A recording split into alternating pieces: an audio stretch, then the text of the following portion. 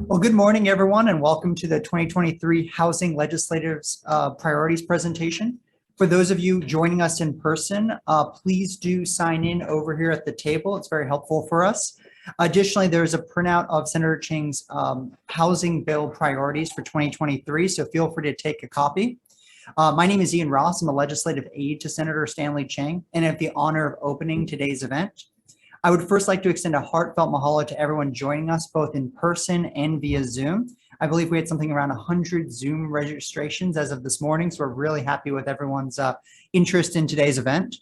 We understand the importance of equality and affordable housing, so we're honored to have you all here a part of this conversation. The event is a continuation of a tradition between the legislature's housing committees, who for years now have used this event to align priorities, discuss values, and share ideas, and give the public an opportunity to ask questions as well. And as we know, the housing crisis is a pressing issue. It was front and center in Governor Green's State of the State yesterday. So today you'll be hearing a variety of bill ideas and other types of frameworks that the chairs are thinking about, and it will give you the opportunity, as I mentioned, to ask questions. So on the point of questions, for people here in person, please use the bit.ly link. You'll see it right at the top right now on the slide if you want to save it. It will also be at the end of Senator Chang's presentation. I'll be reading out some of the questions to the chairs a little bit later. For those of you on Zoom, please use the Q&A function in Zoom, and I'll be selecting out and reading some questions. Our committee clerk, Ariel, will also be here to assist you if there's anything technically going on. Don't mind her. She goes around and takes some pictures in a little bit as well. Now, to introduce our chairs, first off, Representative Troy Hashimoto was born and raised on Maui. He's deeply rooted in the community. He's a fifth-generation Maui boy, as he calls himself. He earned a bachelor's and master's of business administration from the University of Denver, and this is his first year as housing chair.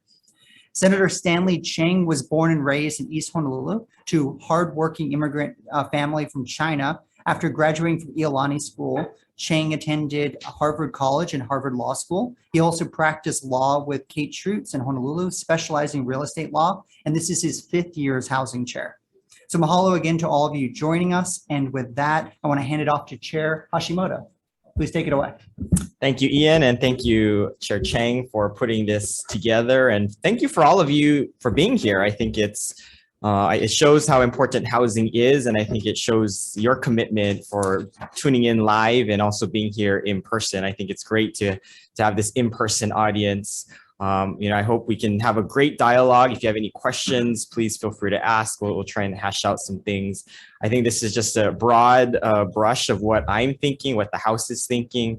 And so I don't specifically have any bill numbers right now because we're still filing bills, but I think most of these things we're either going to be looking at specific bills or we're going to be working on specific projects, because I think a lot of it in the housing space necessarily isn't legislation, but a lot of it is process. A lot of it is working through making sure that a lot of the funding that we've allocated gets spent, making sure that we reappropriate funds, making sure we are working with departments to make sure that things are continually moved. So with that, I'll start.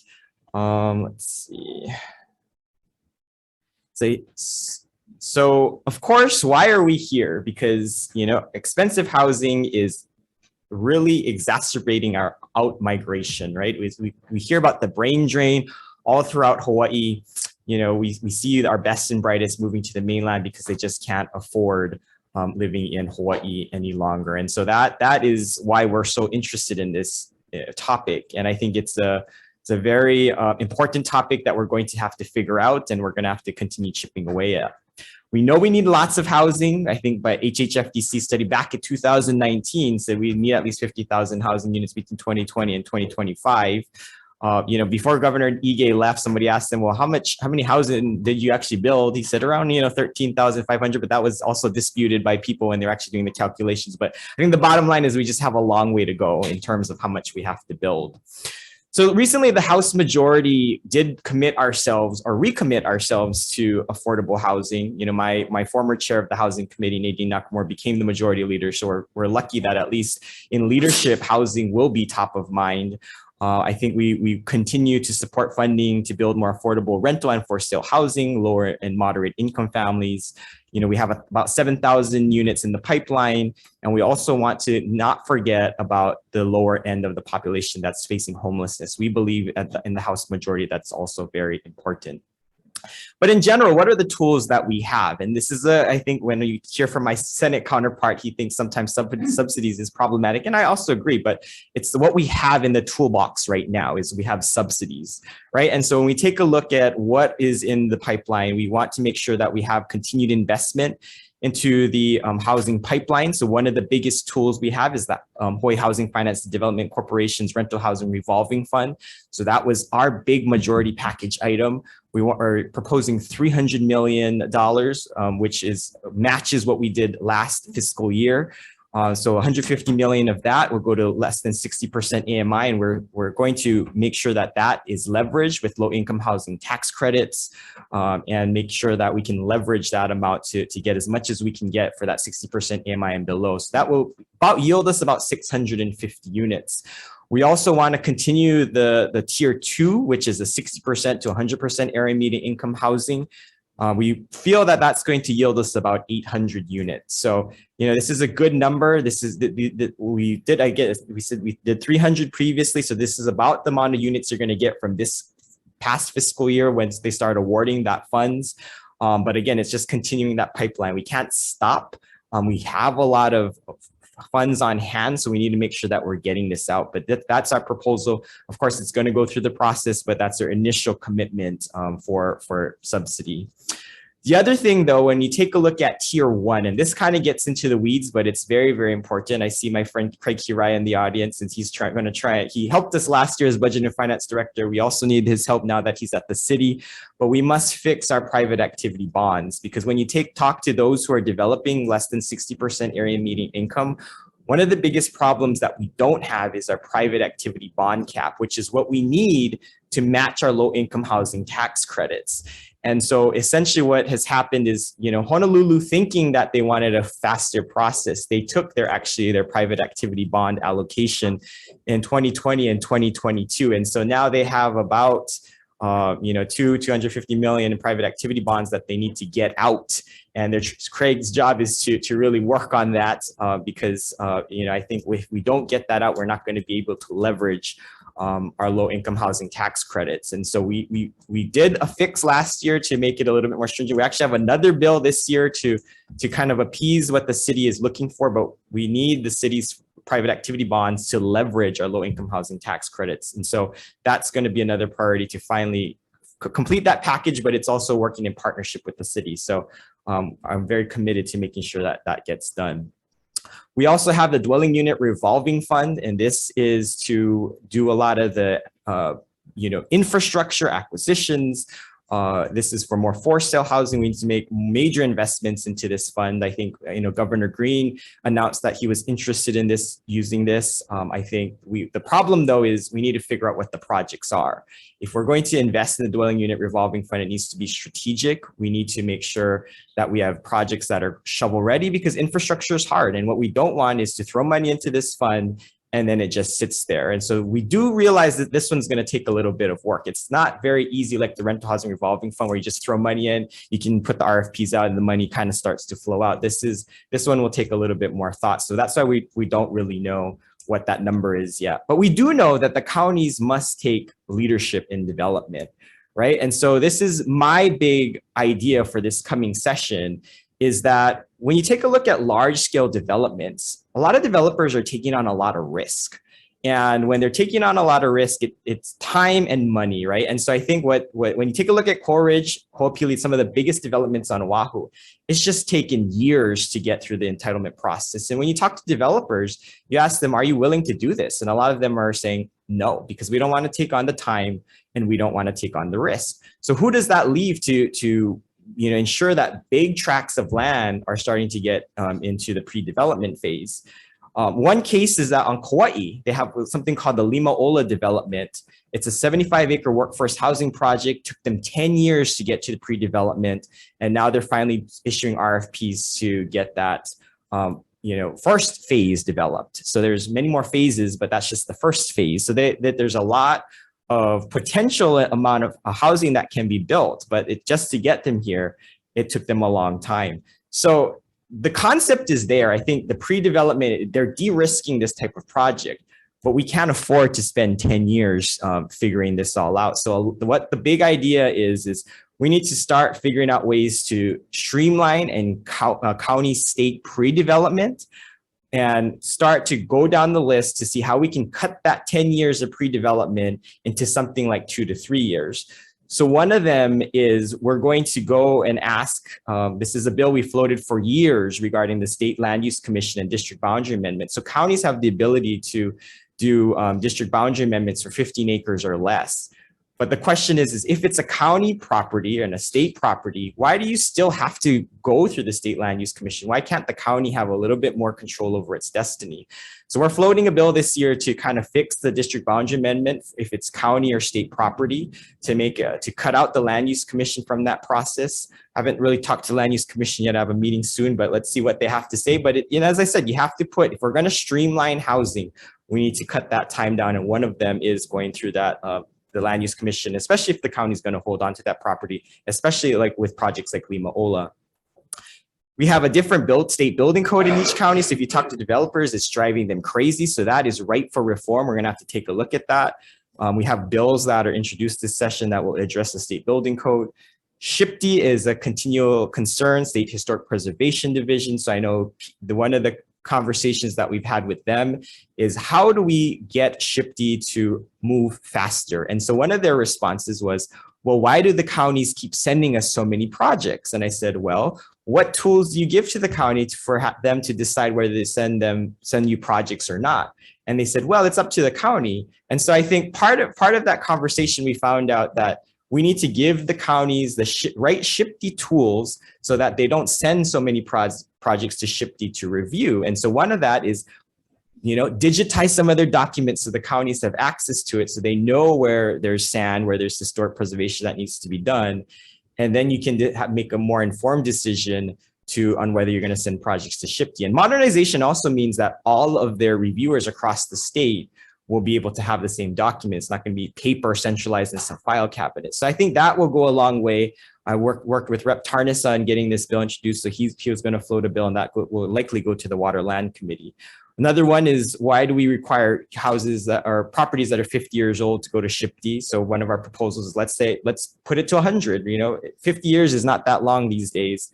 And then of course we have a continual discussion on third-party review. And so if we staff this out to either the counties or to private organizations, can they help SHPD move faster? So all those are in bills. Those all will be considered in due course. Probably not in Housing Committee. A lot of it will go to other committees, but it's critically important that we get a hold of this. And then of course, the other big thing is special management area reviews for affordable housing. And so we're trying to work with the counties. This was actually a county bill. They said, why don't we expedite review of affordable housing in the SMA area? And I thought that was a brilliant idea. So we're going to try and give the authority for the counties to do that, to do some expedited review in SMAs. In addition to all these small fixes that I call it, we talked a little bit about infrastructure. We started off with the DERF fund, but in order for us to be successful, we need to identify those critical infrastructure investments. And it's a partnership between the state and the county, because at the end of the day, a lot of the infrastructure investments that we make will ultimately be run by the county. So if we don't have partnerships with them, it's either the state's going to have to take on that infrastructure investment, or the counties won't accept it, and that's no good for anyone. So I think that's why a state-county partnership is extremely critical. We know that large-scale development will happen on Honolulu's rail line. That's a big TOD discussions in the planning phases. We know that that's ripe for a lot of density, but the biggest problem with to TOD development is sewer capacity. It's infrastructure, right? So as we said, if we don't figure that part out, how do we expect to get any types of homes? So I think what the plan is we're going to try and make sure that we can work with both HCDA, which we gave infrastructure authority to, and also HHFDC out of DERF to figure out regional infrastructure. That's the entities that we're going to have to work with. Again, identifying those specific areas that the county is willing to invest in. And I'm planning to ask the YIMBY working group to work on the infrastructure developments to see if we, because this is all of the state and county agencies are at the table. And we passed this act last year. They're supposed to be meeting, regularly. And so I think this is a really important task that the YIMBY working group can work on to identify infrastructure projects and also to help us also bring down that time for pre-development costs. So that is the plan that we are going to task them with, and that's led by the Hawaii Housing Finance Development Corporation and Hawaii Public Housing Authority. Speaking of Hawaii Public Housing Authority, I think they are also a very important component to this whole spectrum of housing. And I think yesterday, they did issue their RFQ for their 10,000 units of planning. So they're going to go into master planning phase. School Street phase 1 will give us up to 800 new units, and Kuhio Park Terrace will give us about 650 units. I think School Street is pretty much funded. I think the next phase is Kuhio Park Terrace. I think they have a very, very big portfolio of what they're hoping to do. But the problem with HPHA is that they've not had one unit yet. So the task of the housing committee is to make sure that we keep them moving and actually get some project off the ground. And so although in concept they have a lot of plans, as I always say, if you can have a lot of plans, you can have a lot of regulation, but if you don't get any housing built, that is your true test of effectiveness. And so if we don't get any of these projects off the ground, then we get nothing. So that's going to be our task. It's oversight. A lot of that is oversight and asking the questions of why we're stuck and not getting shovels in the ground. And so they claim they're going to break ground on School Street up in August. So I'm cautiously optimistic, but we will make sure we have some oversight in making sure that happens. Department of Hawaiian Homelands, actually, the House created a new special committee that I'm chairing to oversee the $600 million investment to the Department of Hawaiian Homelands. So I'll be overseeing that aspect of spending to make sure that Department of Hawaiian Homelands is effectively moving forward with that plan. I think one of the first questions that I asked the new chair of the Hawaiian Homes Commission is what happened to the RFPs that the EGA administration issued. He's looking into what they were, but I think that is the first thing that we need to find out, because the EGA administration actually left the Green administration a very big gift by issuing those RFPs. And we need to get to the bottom of that to see what is the starting point, what is the point where we can start moving on some of these projects.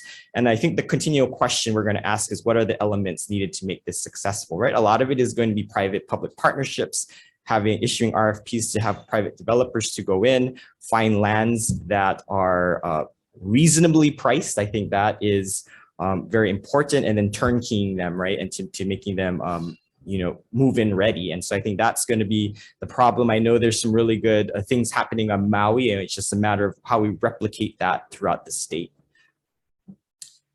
One of the big things that I had a conversation on that I think also is very important and that is really overlooked all the time is the University of Hawaii and their housing abilities. So if we can actually get a lot of students off of the market housing around the UH campus and onto the University of Hawaii campus, that is something that would move the needle on affordable housing fairly quickly.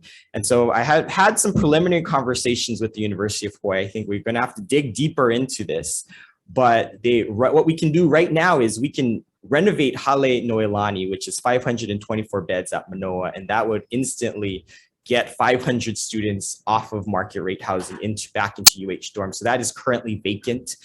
It's going to be a very costly endeavor. It's about $70 million to renovate, but I think in terms of subsidies, I think it's far cheaper than some of the other types of projects we could do. So they also need to identify dense projects on the Manoa campus.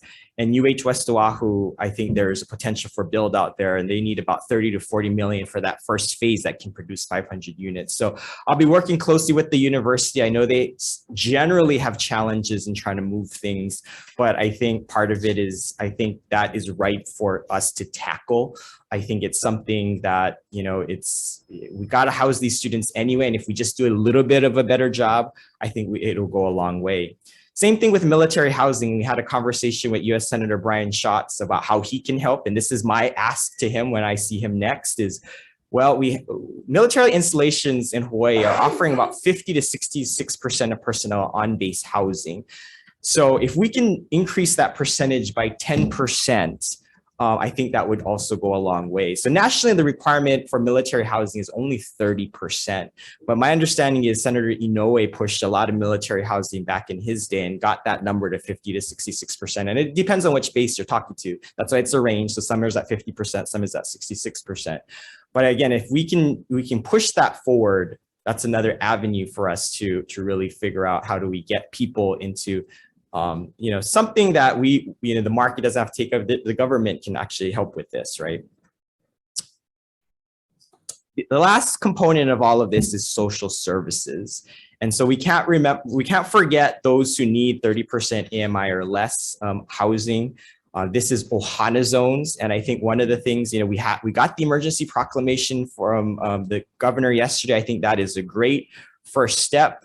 But I think one of the things, the recurring themes that I've seen with Ohana zones is we make this continual investment. And I spoke to James Kushiba about this, the new homeless coordinator, is that a lot of the funds that was intended for Ohana zones, we built a whole bunch in those first couple of years, but where is those Ohana zones money is going now? A lot of it is to maintain what we have, right? And I think that's great. We can't stop that because people are relying on Ohana zones operating funds. But we need to refocus on that capital investment of getting new units up. The governor actually said we want to do a lot of kauhalis, and I think that's great. But part of it is we got to figure out the funding mechanism. And so we got to separate the two to keep us focused in terms of we need an operations pot and we need a capital pot to keep us going. So I think when the House, my hope is that when the House moves any type of Ohana zones legislation, we'll kind of carve the two out so we keep focusing on the new units aspect and then keep it away from the operating side. And of course, permanent supportive housing, 30% AMI, it's an extremely complicated group to build for. So former Chair Nakamura, who's a majority leader now, and I have been working on a pilot program to build, to just figure out if we can build as a pilot 100 units that include actually building those units and including the supportive services.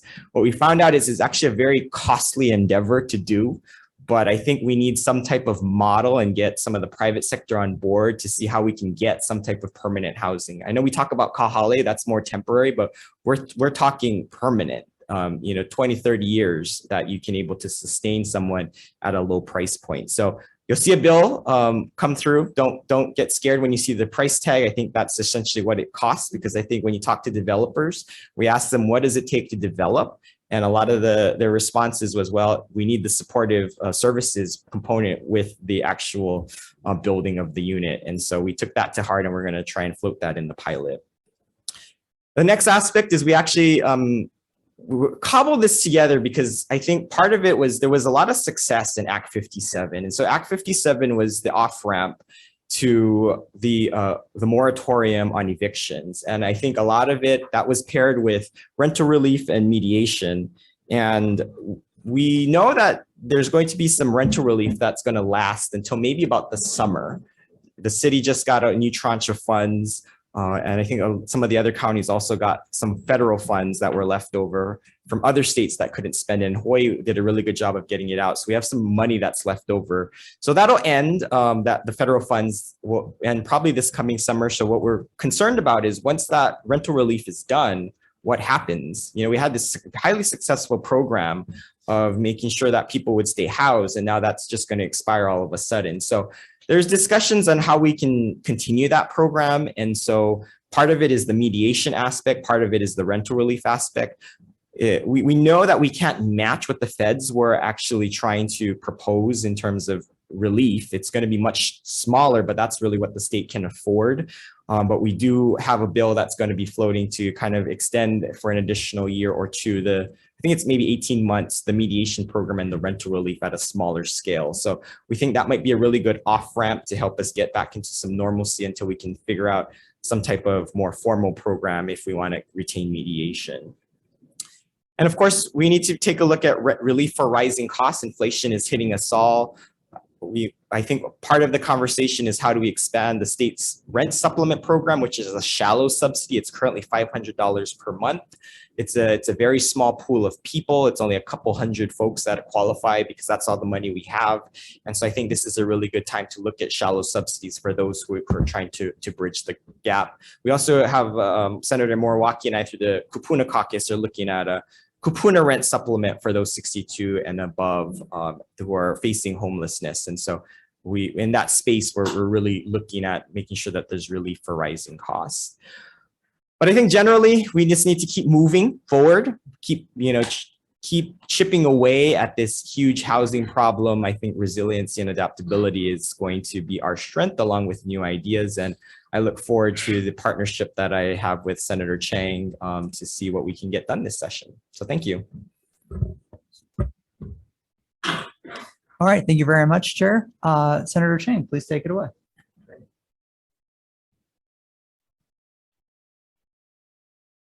All right, well, I first want to thank Chair Hashimoto for his excellent presentation. I learned so much from him, and it's been such a pleasure working with you, Troy.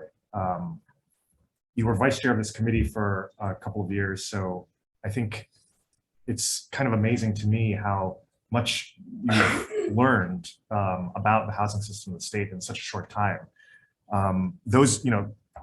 I knew you because mainly for growing the best persimmons and cherimoyas that I've ever had in my life. And if you've never had a cherimoya, I call it the God fruit because it has the highest sugar content of any fruit.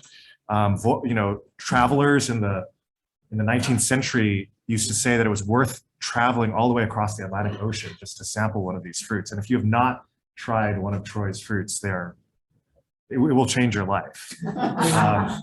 But I also want to say, it's great to see so many old and new friends in the audience. I saw the new housing czar earlier, Nani Medeiros, the Governor Green appointed, and just putting this out there into the universe that, you've been a fantastic legislator, but if and when there are openings in the executive branch, I feel like you would be such a great choice to go into the executive branch and not just get knee deep into all of this or neck deep into all of this, but actually to start to pull the trigger and to put the shovels into the ground. I think that would be, I think that would be fantastic. So maybe someone on the 5th floor is listening.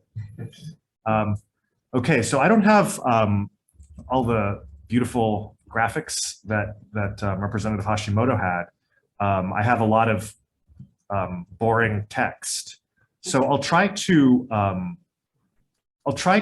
talk a little bit, focus a little bit on the top priority bills that we're focusing on this year. And so, we're starting with identifying state lands for housing. And I guess I should just maybe start with an overview that, as Representative Hashimoto noted, we need probably around 10,000 units a year of housing to be built in Hawaii in order to accommodate the population of Hawaii. We have about 18,000 babies a year born on average here. And so unless we start building enough to accommodate the natural rate of population increase, we will continue to fall farther and farther behind in our housing supply. And as a result, we will continue to experience greater rates of homelessness and greater rates of population exodus and rising prices. So I guess I would say my overarching focus in this session, as in previous sessions, is to get to that 10,000 units a year. And the two biggest barriers to getting to those 10,000 units a year are land and money. So what I'm really trying to do is trying to minimize the number of acres per unit and the number of dollars per unit that it will take to generate 10,000 units a year. And I know 10,000 units sounds like a lot, but 10,000 units is only about 3% of the housing stock on Oahu alone. So if the supply of cars were only to grow by 3% a year, or the supply of persimmons were to grow by only 3% a year, I think we would all agree that it's a fairly modest increase. So 10,000 is actually maybe not even, that might be even too low, I would say. We need to get to maybe even 15,000 units a year to start bringing down that median home sales price. Okay, so my theory of the case is that 10,000 is a lot. Okay, as Representative Hashimoto pointed out, the entire state, all of the developers put together were producing less than 2,000 units a year during the Ige administration. So if we need to 5x or even 10x this number of production, the only organization in Hawaii that is large enough to have the capacity to do that is the state of Hawaii. For a few reasons. One of the main reasons is because the state is the largest landowner along the rail line, which is the primary source of transportation infrastructure for Hawaii's future housing. I think we can all agree in this room that nobody wants to dump 20,000 cars a year onto our highways, onto our already incredibly congested highways. I think we can all agree that that's the last thing that we want. And so we can do car-free housing. Lots of places do it, including here in Hawaii. The largest land bank of land that it has the potential to do car-free housing is, of course, land along the rail line. So, these bills all kind of do different things. But what they're all doing is to prioritize this land bank for housing production. I believe that the era where we build, retail or hotels or office buildings or entertainment districts on these state lands should come to a close, and that we should really focus all of these lands on housing. And it's not really a secret what these sites are. In 2016, the Special Action Team on Rental Housing produced a report that identified several Tier 1 sites right here on Oahu. So that report exists. Just living in Hawaii, I think we all, on that map that Representative Hashimoto shared, we know a lot of them: UH West Oahu, Aloha Stadium, LCC, HCC, Farrington High School, OCCC, UH Manoa. There's a lot of these state parcels that we're all kind of generally familiar with that could be used, that could be redeveloped into really high density housing. The question now is just simply identifying which parcels the actual housing will go on to.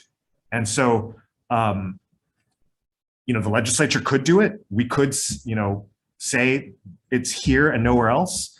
I think this is kind of a core executive branch function. So, SB 140, I think, would really kind of put that ball into OPSD's court to actually say, all right, out of the long potential list, we are going to start with these 5 parcels or these 3 parcels or these 10 parcels or whatever. And I think that one of the reasons why the executive branch is really suited to this, not only because they're actually going to be the ones doing it, is because, as we've all been familiar in the housing stakeholder community, one of the most common objections to new housing construction is, I support housing, just not here. And because the executive branch is a statewide branch with statewide purview, the executive branch can credibly say, we've considered the whole state, and actually, this is the best place to put the housing. And OPSD could kind of further, put together a report to, kind of give the governor cover to say, these are the 5 sites or whatever. A lot of these others are kind of to, kind of do it a little bit more organically, like by giving HHFDC the right of first refusal for redevelopment of state lands, or just blanket designating all of these state lands on the rail station important housing lands, or, any RFP redevelopment of these state lands to give the overwhelming, criterion, is the number of housing units proposed. We're all familiar with Aloha Stadium and the ongoing debate about what should happen at that stadium site. And so we have a couple of different bills to talk about the number of housing units that can be put there. And, I want to be clear that the reason why, these sound like really large numbers, 100,000 units, 75,000 units, and they are large numbers. This would be a level of density that exists nowhere in the United States right now. And there are only a handful of areas in the entire world where this level of density exists. But my theory of the case is, as a lot of you folks know better than I do, because you've been in this sector longer than I have, I really don't think we're going to get to 10,000 units a year or 100,000 units over 10 years by picking 1,000 different sites, each with 100 units, and trying to fight 1,000 different battles in 1,000 different communities. We've seen over and over again that local communities strongly resist, and most of those projects fail. There was a prominent example in Kailua in 2020. Right now, there are very controversial projects being proposed in communities like Manoa, like Mo'iliili, that have very uncertain futures because of the strong backlash from the communities that surround them. And I don't think that we can persuade neighbors of a project that they should acquiesce. I just don't think that's realistic. I think that place attachment, what some would call NIMBYism, but place attachment, just an attachment to one's physical surroundings, is very deeply ingrained in the human psychology.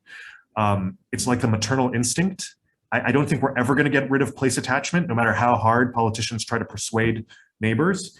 And so instead of fighting 1,000 battles in 1,000 different communities, I would rather fight one battle in one community and build a completely out of context development in that one community.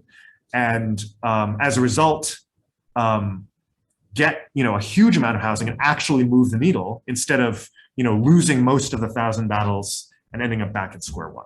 So it doesn't have to be Aloha Stadium. The governor has been pretty clear that he wants to see some sort of a mixed use development, and he hasn't so far shown enthusiasm for this level of density.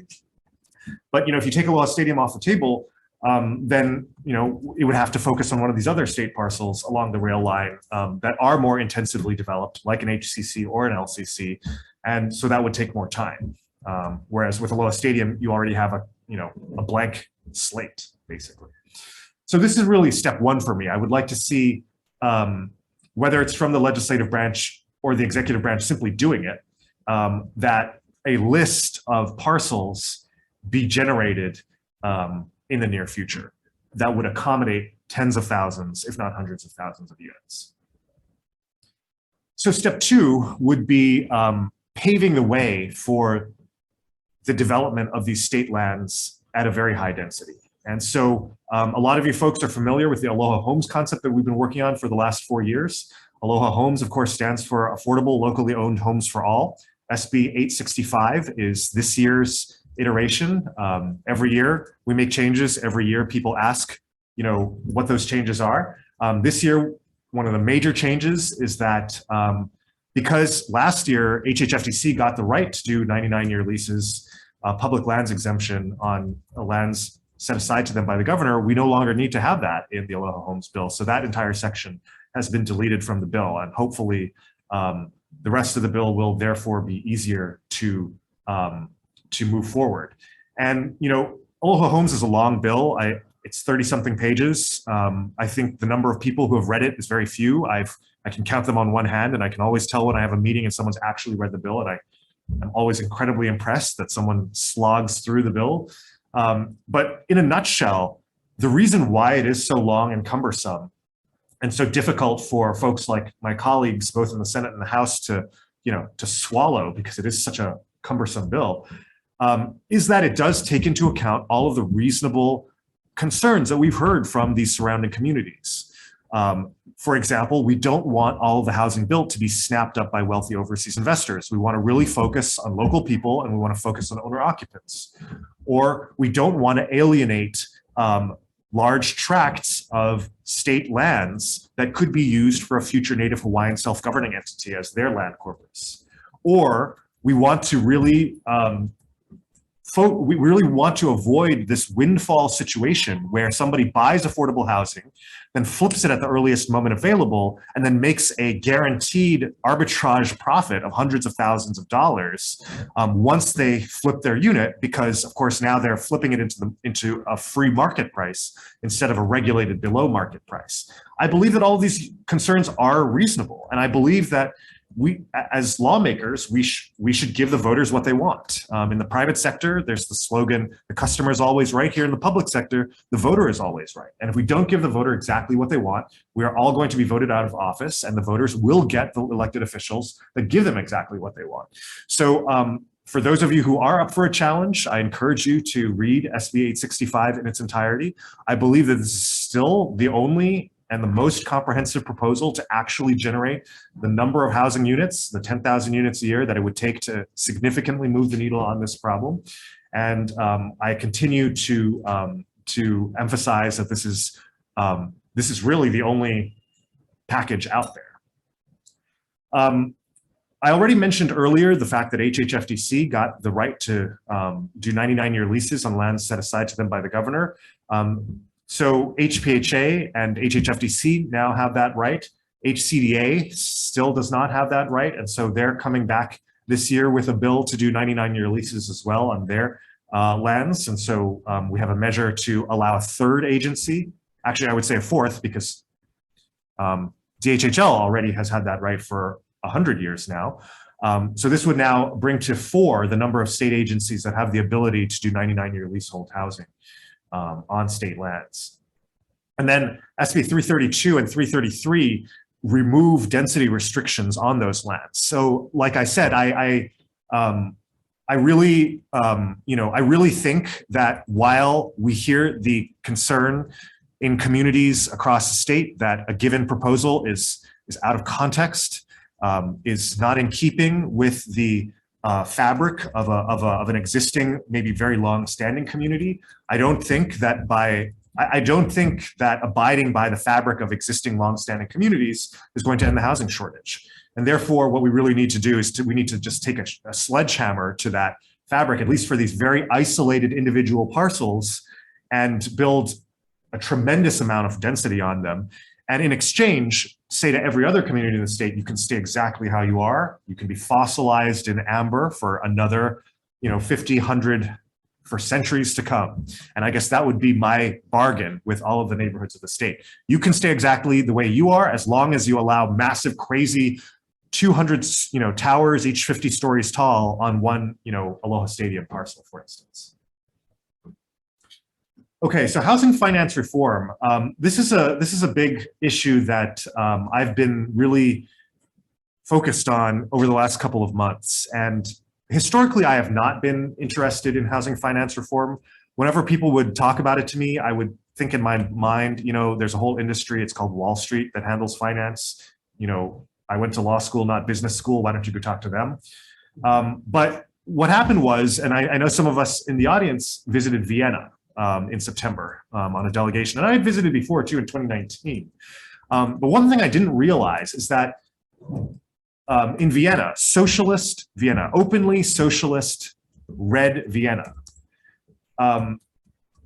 they house 60% of their population, everyone who wants it, in social housing. And do you know how much new taxpayer money they put into that program every year? 0. In socialist tax and spend Vienna, they put no new taxpayer funds. So when I see proposals coming across to subsidize housing at $100,000 a unit, $200,000 a unit, it is a marker of how flush the state is with cash in last year and this year, with a $2.6 billion surplus last year, $1.9 billion surplus this year, that we think that it is possible to even begin to close the gap on the housing shortage at $200,000 a unit. I consider myself a pretty liberal Democrat, but even I would say that at $200,000 a unit, the taxpayers of this great state are simply not capable of shouldering the burden of ending the housing shortage. That would take $2 billion a year to subsidize 10,000 units. And last year and this year, as we all know, were record years of surplus. As we all know, we're headed into a severe economic slowdown, if not outright recession, both here in Hawaii and nationwide. And the talk of such lavish subsidies is simply not going to be on the table in future years. I think that is an undeniable reality of the economic picture over the next several years. As a result, we need to stretch our dollar further than we've ever stretched it in the past. So we have a number of proposals to do so, and I'm just going to there's a lot of bills, and this is kind of a technical conversation, so I'll try to group them together and crystallize them as well as I can. So right now, through entities like the Rental Housing Revolving Fund, the state loans out money, taxpayer money, our all hard-earned taxpayer money, on a one-to-one basis to developers to build new housing. And the state is giving out these funds at something like $150,000, $188,000 per unit on a one-to-one basis. So $1 in taxpayer funds creates $1 of housing.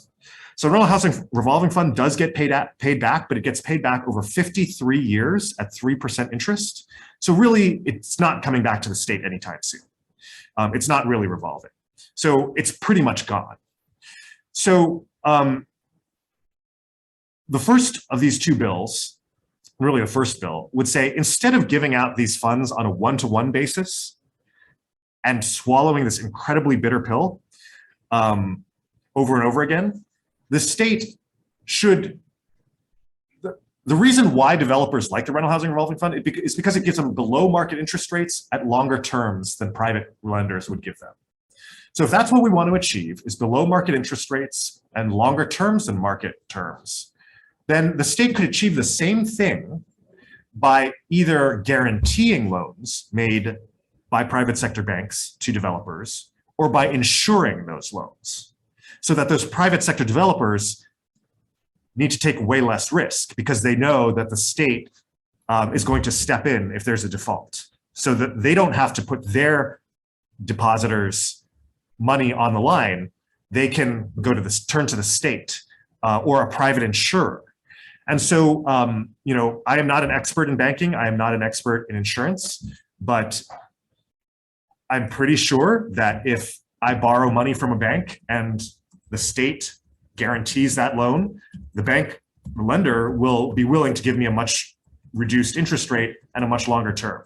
And one sort of quick and easy rule of thumb that I, as a law school grad, can appreciate is that every 25 basis points or every quarter of a percentage point the interest rate goes down, that translates into $100 a month reduction in rent. And in a rising interest rate environment, if you're able to knock a couple of points off the interest rate that developer is borrowing, I mean, that is like hundreds of dollars just through one simple small trick. And that would also, you know, enable the state to guarantee loans not at a one-to-one ratio. It wouldn't be one taxpayer dollar creating $1 of housing. It might be one taxpayer dollar creating $5 worth of housing or $10 worth of housing. And I would say the same for insurance. So if my loan were insured, there would be a lot less risk to the lender.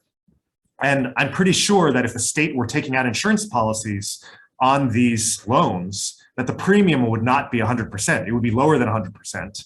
It might be as low as 10%. I don't know. I mean, I'm not an insurance guy, but I'm pretty sure the premium would be lower than 100%. And therefore, again, we'd be able to stretch that state dollar much further than one-to-one, much more than $188,000 a unit. SB 1206, the second bullet point here, is kind of an interesting one that we just got from one of the state departments, a conversation that I had recently. So I was unaware of this, but apparently state deposits. So the state is a very large depositor in our local banks. And the local banks are required to hold $1 worth of cash for every $1 in state deposits that exist in these state banks. Now, as we all know, that's not how the banking sector works. The banking sector takes $1 in deposits and lends, more than $1 worth of loans, and that's how banks make money. So I'm not a banker. I don't know why a bank would accept state deposits if it's only allowed if it has to hold them in cash. But this bill would allow an exception for that one-to-one cash ratio for state deposits, for allowing the state in exchange for the state allowing a greater than one-to-one ratio. The bank would then pledge to make below market loans and longer than market terms to developers, again, to bring down the cost of housing. SB 936 and 858 are two more, and 859 are, three more ways to try to make the system a lot more efficient in the long term. So the backbone of all affordable housing construction in the United States since 1986 is this program called the Low-Income Housing Tax Credit, or LIHTC, as most of you already know. LIHTC is then often matched by state funds. It's a federal program, but it's often matched by state funds in the form of the Rental Housing Revolving Fund. And that has been the main purpose of the Rental Housing Revolving Fund for decades now, is to create more LIHTC housing. So again, pretty much all of the HHFDC subsidized housing over the last several years is LIHTC, federally subsidized housing. Now, I don't object to receiving free federal money. Nobody should. But one thing that I learned about LIHTC, and one thing that I think needs to be reformed, is that LIHTC is a grant. It's not a loan. It's free money. Okay, so the developer receives the LIHTC loan that pays for 30 to 70% of a project's cost. So the taxpayer pays for 30 to 70% of a project and owns zero. The developer pays for zero and owns 100%. Okay, and often people say, well, there's a long affordability period that's required nowadays, as long as 61 years. So really, the developer isn't really making a profit for the first 61 years. I would respond that, well, after 61 years, they will own everything. Their debt service will go way down, so their expenses will go way down, and then the rents they can charge will snap up to market, so their revenue can go way up. So they can generate a huge cash surplus after year 61, which is entirely owned by that developer. And taxpayer funds built that project. Taxpayers should benefit from that project. I do not believe that that windfall should remain with the developer.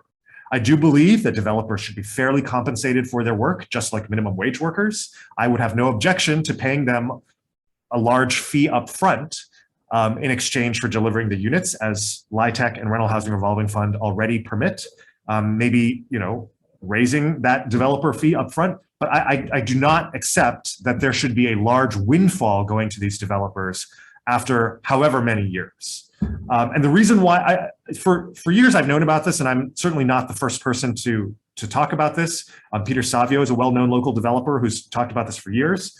I wasn't concerned for many years until I went to Vienna, and I saw that this one difference, requiring recipients of their below market government loan program to invest all of the profits they make into building new housing, has enabled them to recycle those government funds, those taxpayer funds, over and over again to create housing more and more, to create a virtuous cycle so that every new building enables the creation of yet more housing, instead of every new building just making the money, all the taxpayer money just flying out the window with every new building that gets created.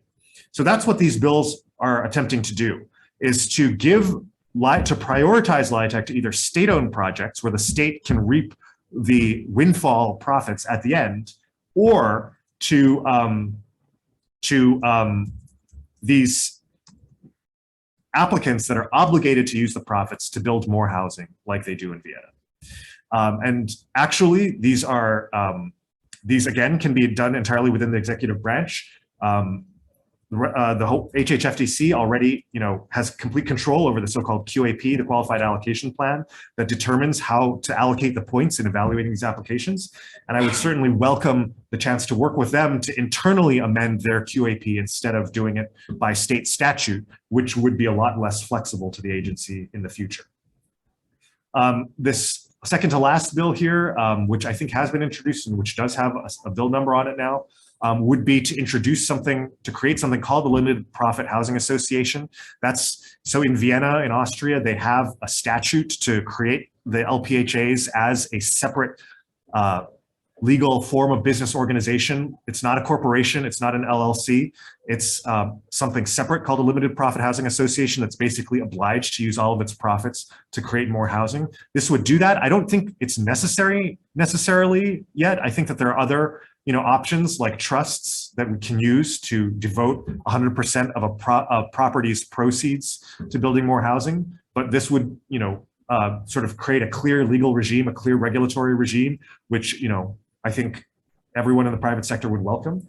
And then finally, SB 864 would allow HHFDC and HPHA to raise a lot of additional funds, even in times when the state is not flush with cash, that they could then use to, for example, insure and guarantee loans, again, to create a lot more housing with taxpayer funds than just $1 for every $1 taxpayer funds. All right, so this third slide is really about making the private, really maximizing the private sector's ability to deliver a lot of housing for this great need. And you know, I think some of these concepts Representative Hashimoto already talked about. A lot of these are not new, and they, you know, they're issues that have been discussed here at the legislature for many years, and there are reasons why a lot of these concepts have not been adopted at the legislature for many years. But given the intense focus on housing by the executive branch, by both chambers of the legislature, by all of the stakeholders with us today, I think that, you know, the stars are aligning to deliver on some of these big ideas. And so, you know, one of the themes that you'll see here, and one of the themes that I've been harping on for a long time, is that you know, one of the principal objections, maybe the single most common objection that I've seen in my time on both the city council as well as in the state legislature, is that this fear that anytime we create new housing, it's going to go to non-local people in the form of either wealthy overseas investors snapping up all the units in the dark towers of Kaka'ako, or you know, somehow gaming the system through Airbnbs, through vacation rentals, through simply, you know, investing the property, and therefore any new housing that we create falling out of the local market. And I, you know, regardless of my personal feelings on this matter and how big this may be as reflected by statistics and studies, how big this sector is as part of the entire global real estate market in Hawaii, the reality is that the voters are extremely concerned about this, and we have to give the voters what they want. And so what you'll see here is the same language over and over again, which is Hawaii residents, owner-occupants who own no other real property. Okay, if we don't want wealthy overseas investors snapping up our properties, well, then that's an easy fix. All we have to do is to require that they be exclusively available to Hawaii residents who are owner-occupants and own no other real property. They are not investors, and because they are resident here in Hawaii, they are local people. So this three-part requirement is a requirement that I think it would be great if we replaced all of the affordability requirements in the state with this three-part test. Because I think affordability is one of the reasons why we fall into this trap year after year of like throwing $188,000 in taxpayer money per housing unit, is because we require those residents to be so poor that they are unable to pay enough rent or pay enough of a sales price to make that building pay for itself. So the first one is potentially the most powerful. 201H is a program that has existed for many years now.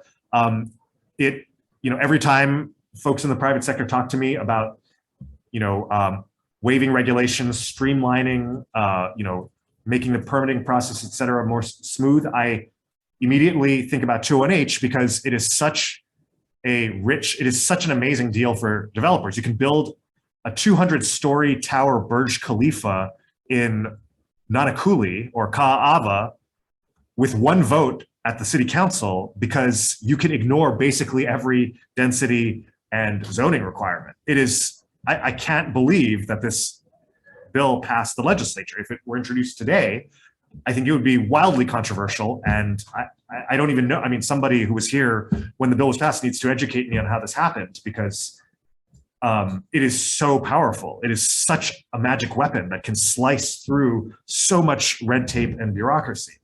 The current avenue to getting to 201H is having half the units be affordable to buyers at 140% AMI or less, which is pretty high. That's like the high six figures, like $900,000 right now, which doesn't strike me as a super strong requirement. But what I would do is I would give an alternative avenue to the incredible powers of 201H by requiring that all the units be sold to Hawaii residents who be owner occupants and own no other real property. SB 867 would get rid of inclusionary zoning for units for projects that are only for Hawaii residents, owner occupants, and who own no other real property. Currently, the city and county of Honolulu requires, you know, inclusionary zoning for pretty much every project that has 10 units or more on this island. SB 874 is another one. School impact fees are something that the DOE charges that can be very onerous for developers. And so we would get rid of that requirement for projects that would be for Hawaii residents, owner occupants who own the real property, plus several other categories, including existing 218H, existing Bill 7 projects that the city and county has opened the door to, and projects on either government financing or government land. Because then all we would be doing is shifting money from one taxpayer fund to another. SB 866 strengthens an existing program to allow affordable housing projects that are getting prevailing wage discounts and GET exemptions to also accept county fee waivers, which again can be very significant per unit. SB 860 and 861 are to open the way to housing savings accounts. So the legislature approved retirement savings accounts last year.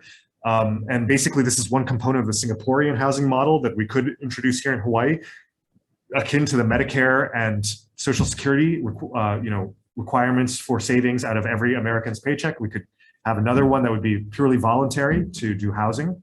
SB 330 would prohibit county downzoning, and SB 336 would require county approvals of housing except for health and safety reasons. So, I guess the big picture that I would be telling the private sector here today is that I think adopting especially the first three bills here would really help to turbocharge the existing 201H program in a way that I think meets the concerns, the main concerns of the Hawaii voters who ultimately call the shots. And so to those in the private sector, I really hope that we can work together on this area of common ground. This next slide focuses on state government reorganization. So like I said, I think that the state is the only entity that is large enough to have the capacity to end the housing shortage in Hawaii. And so with SB 338, we would consolidate the state housing agencies like HHFDC, HCDA, HPHA, OPSD, TOD Council into a Department of Housing to give cabinet level weight to the issue of housing. These agencies are currently buried in departments like Human Services, like DBED, and as a result, they just don't get as much airtime on an institutional, on a structural level. And so, this would be one way to give, the Nani Maderoses, the new state housing czar, a home base, a bureaucracy under her, so that she's not just one person with a telephone and a printer, basically, to try to shape the entire housing policy of state government. SB 871 would dissolve the HHFDC board and make the director directly appointed by the governor and confirmed by the Senate. I think that this would also enable HHFDC to be a much more accountable organization, an organization that would be much more responsive to the overwhelming outcry that we've heard for greater housing development. And so both of these bills would basically enable the state to really start putting institutional weight into housing in a way that simply does not exist today. Finally, we have a few other bills that don't fit into any of these other categories. So the first of which is probably the lowest hanging fruit, in my opinion, for expanding the supply of housing units. Every year, HPHA units become vacant because they fail federal health and safety requirements. And so last year, I think it was 268 units. This year, I'm told it's over 300 units because of a lack of ongoing renovation funding. These units are vacant. They exist today. We don't need to do an EA. We don't need to build a new building. We don't need to find a new infrastructure hookup. They exist today. All that they need to do is to receive some TLC. And so last year we approved, I think, $5 million for renovation of these units. This year we're going to ask for yet more funding to renovate these units so that we can move in new families into existing federal Section 9 public housing. Second bullet point would be, I think, another area of common ground is to end the state mortgage interest deduction for second homes. I think that's something that we've all, heard a lot about. I think broadly the voters would support. SB 327, thanks in large part to the hard work of my counterpart, Representative Hashimoto, last year. A really significant Section 8 discrimination bill was passed. I would go even farther and allow the counties to just straight up ban it. And SB 1205 would be a bill to prohibit retaliatory evictions for tenants that are asking landlords to make health and safety repairs to private sector rental housing. So I think with that, we've covered a lot of ground here. I just want to say that I, again, am really optimistic for this year's session. I've never, in my short time here working on housing here in Hawaii, I have not seen the stars align in this fashion. And I'm seeing greater interest than ever from the federal, state, and county governments, from both chambers of the legislature, from the private sector, from the voters, and from the executive and legislative branches to work together. And so if there's a year where I think that we can really finally move the needle on these issues, I think it's this year. So thank you so much for your attention. And I think at this point we can put ourselves on the hot seat and take some questions. Absolutely. So for everyone here in person, please use the bit.ly up on the screen to be able to give us a question. Leaving a name is optional. Emails are very helpful though, and I'll start reading some of those out soon. Additionally, we might have some questions on Zoom that I'll be getting to in a moment. But before we do, I actually want to give each of the chairs an opportunity to maybe ask a clarifying question of each other while we pull up the questions. So Senator, do you have any questions for your housing counterpart? That's a good question. You're starting things off. You know, I would have two questions. It's a gotcha question. He didn't know this was No, coming. it is a gotcha question. So I'm going to pass along the gotcha to my counterpart. And I'm going to ask, you know, a couple. So first is, Representative, if you are offered a position in state government, in the executive branch, would you entertain it? And number two, to deal with housing. And number two, where would you see the greatest areas of common ground when it comes to state production of housing? Well, the first one is a gotcha question, and you know, I don't know. We would have to cross that bridge when that happens. But you know, I think the most common ground thing that I'm seeing this year, and you know, I don't know if Senator Chang has highlighted it a lot, but we've had it in more you know, previous conversations. It's just getting things started. Is I think there is common ground on infrastructure. I think that's we've kind of agreed that that's where the focus needs to be, and I think a lot of it is personnel, is the people who are going to get us there, and I think that's going to be very, very important. It's going to be critical. I think we have a lot of things in place, but I think a lot of it is making sure that we can move expeditiously within the system that we have, and sometimes it's hard. It's hard to move projects along, but hopefully we can encourage folks and push people to really get the production that we need. If I can ask a follow-up gotcha question to that. How will we be able to appropriate infrastructure funding to projects if those sites have not been identified? Like, we don't know whether, like, putting 100,000 units in Loa Stadium is not currently planned. Right. So what sites will it go? Nobody knows right now what sites those are. So how will we be able to appropriate those funds to those sites when we don't even know the sites? And that's the $1 million question. And I hope to work with you. I hope to work with people like Craig Hirai, who's in the audience. I hope to work with people who are, you know, the new administration on Maui who needs to identify that. I do want to say, though, that someone like the Hawaii Community Foundation, if anyone's seeing their House Maui plan, that is a plan that needs to be replicated statewide. And I do need to give props to Mike Akane and his team for looking at the state and saying Maui is the worst at development. So let's go spend some money on Maui to figure out what are the doors that need to be opened. And he actually looked at the scope and he identified all of the various infrastructure projects that needed to happen on Maui to open doors to development. And I think we've been encouraging HCF to take a look at other places throughout the state, because I think those are the kind of partners, the know-how that need to assist state departments to do that, and the counties to do that. So check it out. I think he did a really good job. I think we should engage with him a little more, but I think that's the kind of partnerships that we should continually look for. Yeah, good questions. So Representative, let's see if you're as good at asking gotcha questions as receiving them. Do you have a question for your Senate counterpart?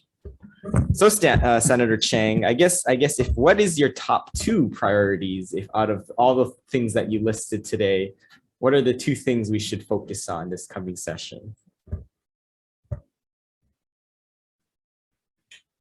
That is a good question, because as you know, there are a lot of unknowns, right? So we don't know the committee referrals for these bills. We don't know the level of funding to expect from the Fin and WAM committees. We don't, there's a lot of unknowns right now. We don't know, the governor made a really historic and groundbreaking State of the State speech yesterday, but in terms of the specifics on the plan, such as where these sites are going to be, we don't know what sites they're going to be. So I guess broadly, I would say the first priority would be getting the state to really start committing concretely to do a lot of high density housing on these lands near rail stations. And I think secondly, it would be making the existing state subsidies much more efficient, as I already described, because the benefits of that are just so enormous. Just by little, what seemed to me like little bureaucratic solutions, we could increase the capacity by, the capacity to do subsidized housing by like 10 times. And even if it's not 10 times, even if it's only 2 times, if we are able to change bureaucratic ideas and then produce twice as much housing with the existing amount of funding, I mean, I just, our fiduciary responsibility to the taxpayers makes it such that I think we can't not do that anymore. I think that's great. And I think I do want to just make a statement, because I'm going to put it out there. This is just to put it to make sure everyone knows this. I think it's a good idea that the state has priority in developments. But I think the problem is that a lot of these, 60% MI state-run developments, they, like School Street, for an example, I think, Cohill Park Terrace is another example. At the end of the day, they're likely going to compete with the same private funding, right? And so I think what the challenges have been is that these state projects, when they compete with these private funding type projects, they always score lower in the QAP. So as a state entity, we have to figure out how to make our own projects a little more efficient. And I don't know how we do that. I think that's a question that I posed to Hawaii Public Housing Authority is, when you compete, how do you show that you can win on merits and not us earmarking money for you? Because at the end of the day, we want you to be efficient too, because if we can use less state subsidy on you, then we can help a lot more units. And so that to me is the fundamental problem. We haven't figured that out. I think HHFDC proposed that we could do a review before they submit their application, but it's still problematic. I think that's something we have to work on, because I think state projects that we initiate should be a priority, but not at the expense of giving them more subsidy in some respects. So we have to, that's something I'm committed to work on, but I think I like the way that you're thinking on that one. All right, so we got some questions from the audience. I actually want to start with one from Zoom. But before we do, Senator, would you mind bringing up the last or first slide one more time and screen sharing so that the people here will be able to see the bit.ly account again? Be very helpful. While you bring that up, Makana Hicks wants to express a big mahalo and has a question about housing diversity. I believe this is probably targeted towards Senator Chang, but I want to give you both a chance to answer. It was a question about if there's any plans to ensure a broad number of housing types, such as floor plans, room counts, etc.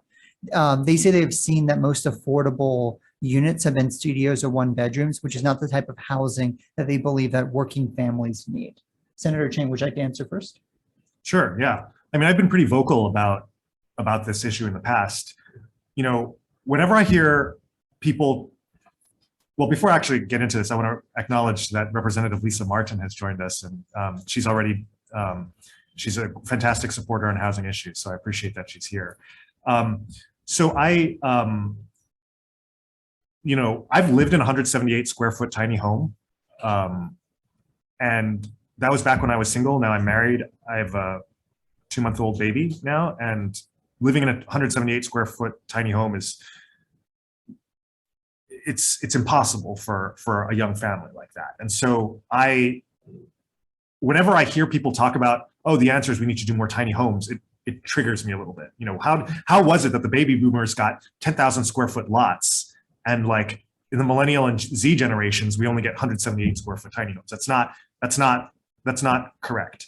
So the answer is we do need to create a larger diversity of housing units, up to larger units. In Singapore, they don't even do studios. Their smallest unit is a 1-bedroom, and their median unit is a 3-bedroom, 2-bath unit, which is, I think by all accounts, you know, sufficient. 1,000 square foot, 3-bed, 2-bath unit should be enough for a family with 1 or 2 kids. And that unit is going for like $1 million in the private market today. So if we're able to generate that unit, I think that unit is going to fly off, that product is going to fly off the shelves. Hashimoto, would you like to answer that as well? I think that's a good question. I think what we'll have to figure out is what will pencil for developers. You know, I actually had a meeting with High Ridge Costa this morning, and they're an affordable developer. You know, and I think they were introducing some interesting concepts with the tier 2 funding that we just appropriated last year, between 60 to 100% EMI housing. And so I think that gives them a little bit more flexibility with that tier 2 type of funding.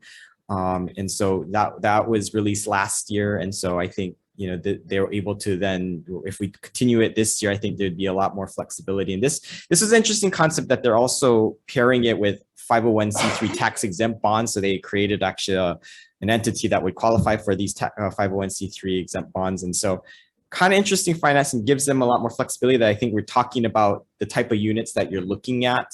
I think when you are looking at 60% AMI and below, it restricts you quite heavily. But I think that is where, in order for it to pencil out, in order for them to get all of the financing together, that's what they're forced to do. They're forced to do, you know, smaller units. There's, you know, it has to pencil out in terms of how much subsidy you're getting, and they're trying to, you know, draw down that subsidy so that they can get more points. But we'll see. I think stay tuned, I think, on this one, because I think maybe this tier 2 will give us a little bit more type of interesting type of housing. But yeah, I think that's a point well taken. Great. Representative Hashimoto, this question will start with you. Danson Honda, who's in the audience today, says that despite all the talks about bringing house prices down, the long-term trajectory has always been up. The question is, how do you envision empowering locals to deal with this reality? And they also wanted to give a shout out to Senate Bill 702, which is regarding financial education. Danson, that's a really good question. You know, I think that at the end of the day, if you follow Senator Chang's thought process, you just got to build, right? It's a supply demand issue, and he is trying to create as much supply as possible to bring down, you know, to have people live somewhere, and that will eventually bring down, hopefully, costs at some point if you put a lot of supply there. But absent supply, that's the challenge, right? I think that is going to be our continual challenge over the next couple of years. It's just because we can't produce enough. And so if you can't produce enough, the costs are just going to go higher and higher, because it's just, you know, people love Hawaii. People want to come here. They want to live here.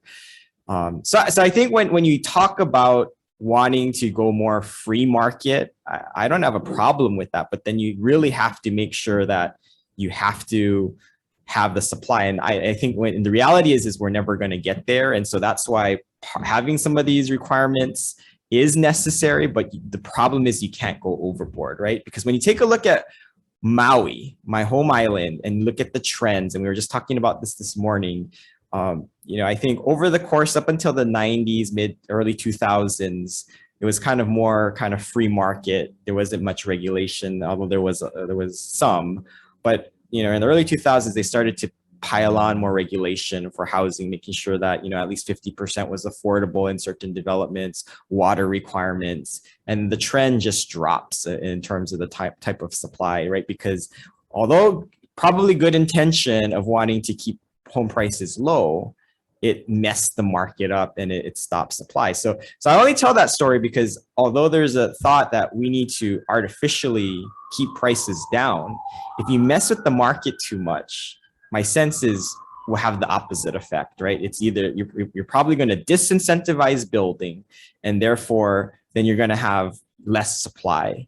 And so we have to be very careful. And so that's why when we make a lot of these policy decisions, although we think it's good in concept, we don't really know until we see the impacts in the market, right? And the ripple effects take a little while, right? So even if all these big investments, we did $1 billion for housing last year. I know Hawaiian Homes is going to be a big issue in getting that part out, but we're not sure on the ripple effects. We think we may know, right? Just based on theories, but we just got to watch the trends. And I think that's why I keep saying that the best proof of affordable housing is the results that you see. If you see things happening that are positive, then I think, our policies are good. If you don't see anything moving, then I think we haven't done our job. So I think that's what we're going to have to measure it at. But, I think Senator probably has a lot of thoughts on that. Senator, do you want to focus in on the financial literacy part or whatever part of the question you want to take on? Yeah, sure. I mean, thanks for the question. I was raised by Chinese immigrant parents, so I've been taught to pinch pennies from like the day of my birth. So it's kind of funny to me to think that other people don't have that same level of financial literacy. I think every little bit helps. And I think it will help. Like, let me be clear, because I think a lot of people don't realize, especially when they're young, that the financial decisions they make will have very long-term consequences. If you're in high school, I don't think a lot of high school students probably don't even know what a down payment is. They don't even know what it would take, and how many years it would take to save up for a home, like I know you did, right? So I think it would help. Now, that being said, we didn't achieve, widespread middle-class home ownership in this country in the post-war era with the baby boomers by forcing them to sit through financial literacy class, nor did Singapore. Singapore did not achieve 90% home ownership by financial literacy. They just forced everybody to save 23% of their incomes for the down payment and for the ongoing monthly payments. And so, maybe this is where I am more of a liberal Democrat, in which a long time ago I read, Andy Rooney. Do you guys know who Andy Rooney is? Maybe I'm like dating myself. The kids these days have no idea who Andy Rooney is.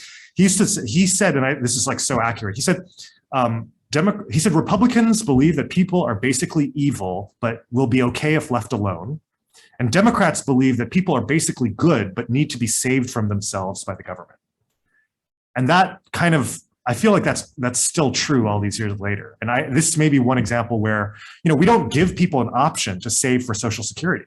We just force them to save for Social Security. We don't give them an option to save for Medicare. We just force them to save for Medicare. Maybe it's time to do that for housing. All right. Our next question is from Galen Fox. This one will be to you, Senator. Basically, they're talking about the Singapore plus Vienna have social housing. Housing is a right for all. And they're contrasting that within the US, where homes are in large part exist to build wealth and tend to ignore folks in the lower half of income, especially renters. Can we do a pilot project that shows how well social housing might work here in Hawaii?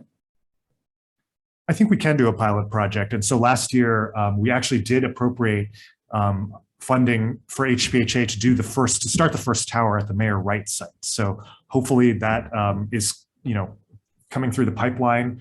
That would be, if I could define social housing, which I should have probably done earlier, but I would say there are three components.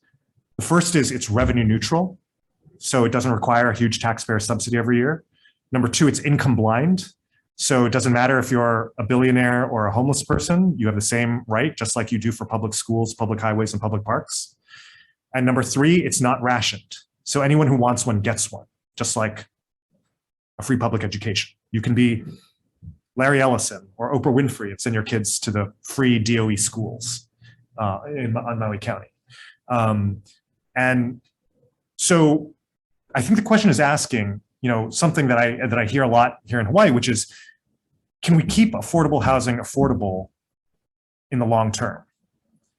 And my answer is yes. So it turns out that in Singapore, you can have your cake and eat it too. You can build wealth, which is the American dream, through real estate, and also give everybody a chance to own a low-cost home at the same time. And how do we know this? Because Singapore does exactly this. In Singapore, home prices for their public housing appreciate every year, and they're expected to appreciate every year. And if they don't appreciate every year, the government would treat that as a major crisis, because there, like here, your nest egg in your home value is a big source of your retirement funding. And that the government would view that as a major crisis if your home prices started to go down. So how is it possible then, if every home is appreciating in value, both, I would say, actually, both in the public and private sectors, every single home in Singapore appreciates in value from the moment it is sold. Okay, and for the private sector, for all of us who are living in the private sector right now, for those of us who are new homeowners in the private sector, those homes appreciate even more than the public sector homes. Like a modest, how big is your home, Troy? A modest 1,400 square foot home, single family, fee simple, would probably be like $5 million in Singapore. Okay, so the private homeowners, like my house counterpart, are going to get rich too. They will be rewarded for their penny pinching. But the way you can do this, the way you can square this circle, which people in Hawaii really have a hard time understanding, is that is back to that third element of social housing. It's not rationed. You just keep building. So everyone can buy a new cheap unit, a brand new cheap unit. And that brand new cheap unit will start going up in price, just like every other brand new cheap unit did over the last 50 years in Singapore. And to try to explain it even more so that it makes sense, the issue is that these brand new cheap units are out in the boonies. They're out in far away from the city center. They're not fully developed. The shopping center isn't, open. There isn't the whole school network isn't fully, built out yet. You have a lot of construction going on around you. Obviously that's not as desirable a place to live as 50 years down the line when the shopping centers are developed and the schools are built out and, et cetera, et cetera, et cetera. So just naturally over time, it is possible to have both every home appreciating in value in both the public and private sectors, and every single first-time home buyer getting the chance to buy a really low-priced unit. And so that's the vision. That is what I would want for the future of Hawaii. Thank you very much, Senator. We have a question for either of you. It was related to the Koa Ridge and Ho'opili projects. And the question was, how many units for these were actually affordable units? Do either of you know? It's a good question. I don't know. And I think they're probably old requirements too, because I think as time went on, the requirements went higher. But that's a good question. I didn't look into it. I'm from Maui, so I don't pay close attention to these big numbers. Senator, I don't know either, Yeah. but I just want to say, for all of those who are concerned about wealthy overseas investors snapping up our real estate, in defense of Koa Ridge and Ho'opili, there are a lot of problems. There's a lot of things that I disagree with them, but I think we all have to agree that as a matter of fact, Koa Ridge and Ho'opili are not marketed at wealthy overseas investors. I think we can all agree that a very high percentage of those units are going to be occupied by Hawaii residents who are owner-occupants and own no other real property.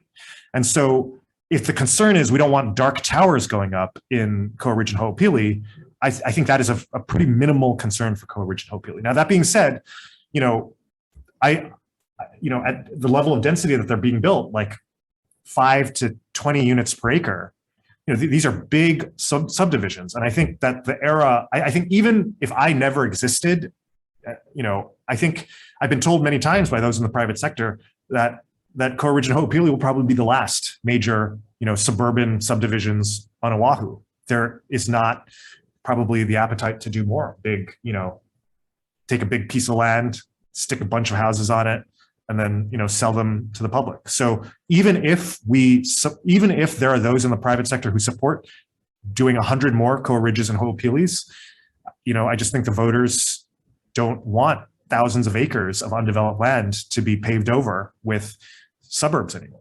That's the reality. Well, and I think I get where this question is going is that, you're probably trying to ask, well, why did you bring that up as affordable housing? I think my only point of bringing that up was to show, I think senators hit it right on the head, that these take a long time to entitle, right? And I think, but those are large tracts of land that have a potential of doing a lot on them, the larger tracts that you can entitle. So I think the point of that was to show the timeline that it takes. And I think you look at Limaola, how long that took, that's 75 acres.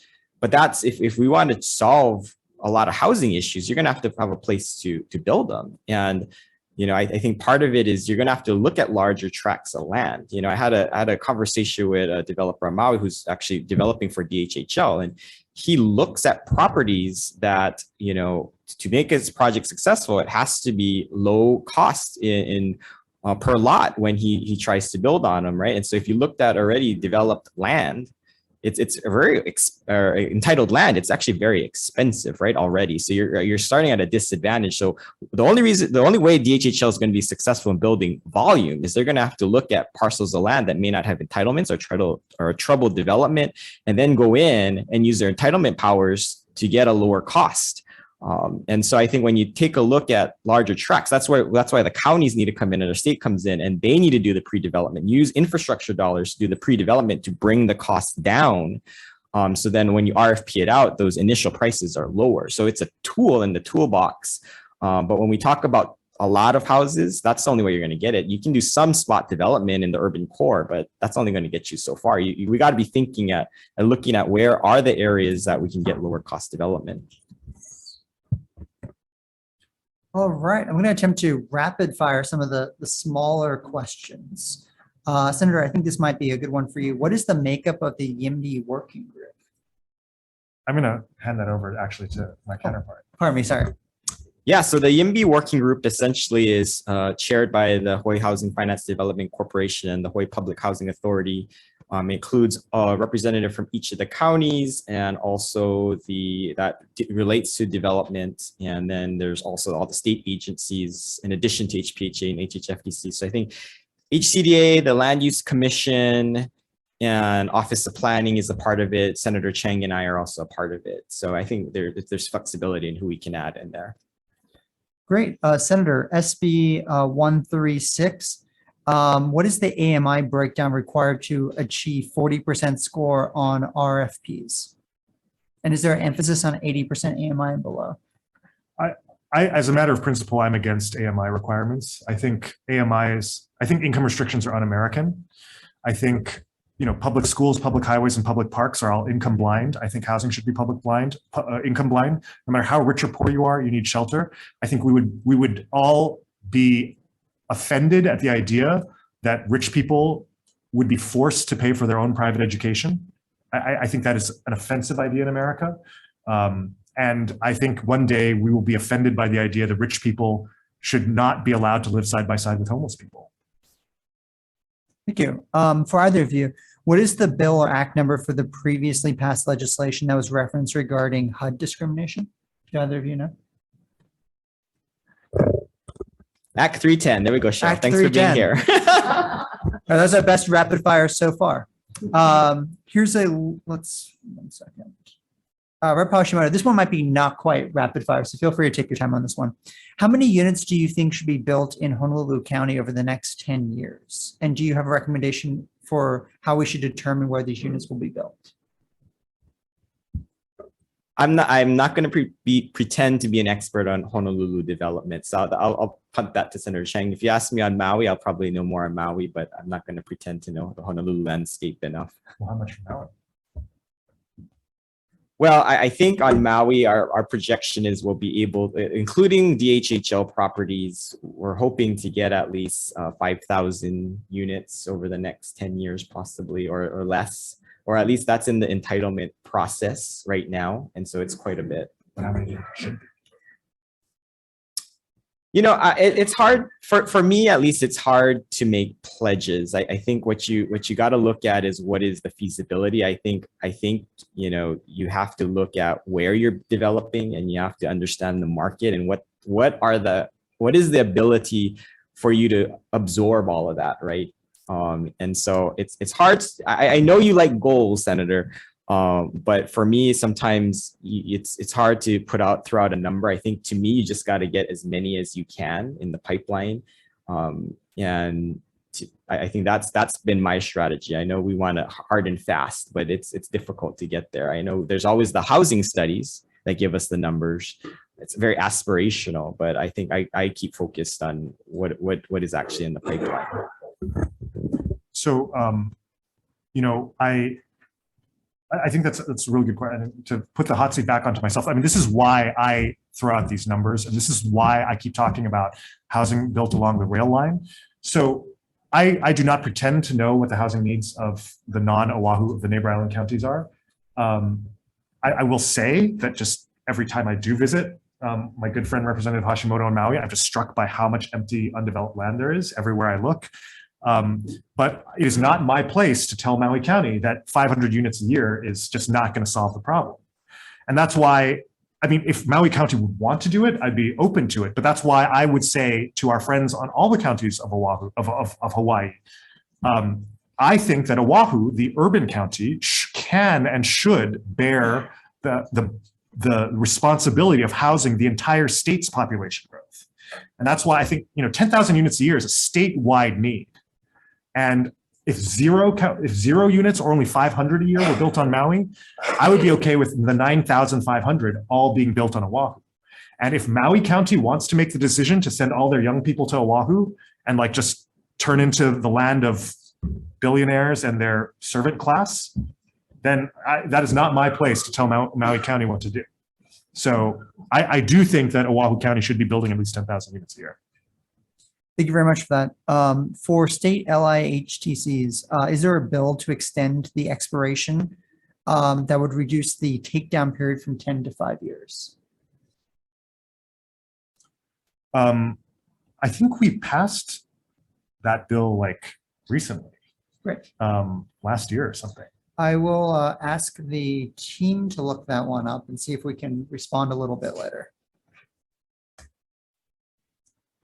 Okay, let's see. Given the short list of developers, that have already been selected for both the stadium and the housing, and the governor's push to move forward, is it too late to make changes on the number of housing units? And I'll give it to either one of you.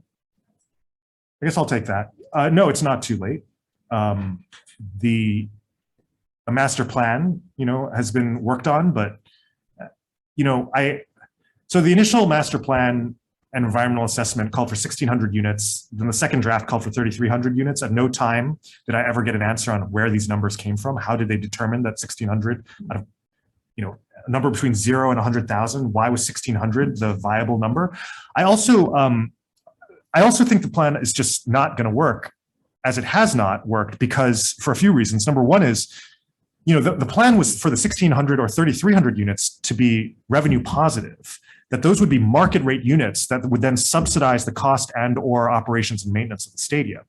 And the reason I know that that's not going to work is because, from my time on the city council, there was a Live, Work, Play IAEA project right next to Pearl Ridge that was going to be revenue. I mean, it was a private project. So it was going to be a profitable project that was market rate. And the market just wasn't there for market rate, AKA luxury housing at that site. It's just not there. So any plan to build like luxury towers and have those subsidized operations and maintenance, it was pie in the sky to begin with. And it is, to my regret, the taxpayer dollars were wasted in preparing these useless EAs and master plans. So I would rather have nothing happen for several more years than for this economically unviable project to take place. Now, I'm not saying we shouldn't build a stadium there. I'm open to having a stadium there on that footprint, as my bills show, but to surround it with a hotel and office space and retail and luxury towers at market price, that was just never viable. I think short answer, I don't think it's too late, because I think the problem with the stadium is basically infrastructure, right? We can do the stadium, but everything around it ancillarily, I think, is going to have to be reworked anyway, because at the end of the day, my understanding when I was taking a look at the specs is they were going to do like, build their own wastewater treatment plan. And the state's going to have to run that, right? Instead of waiting for the city. So I think it wasn't going to pencil out anyway when we take a look at the basics of infrastructure. And so the city is going to have to cooperate and get wastewater, sewer lines to the stadium at some point to allow us to not have to incorporate that expense. And so I think there is more time than, than any of us would like to think before that's going to happen. So I agree with Senator, we should rethink it. Thank you very much. Next question is from Mike. What happened to the initiative to create a state public bank? This could leverage funds 10 to 1. And Senator, I think this is reference to what you were discussing about the deposits from state money. Yeah. That would be one way to do it. I presented some other ways that I think a little bit more surgical are a little bit easier.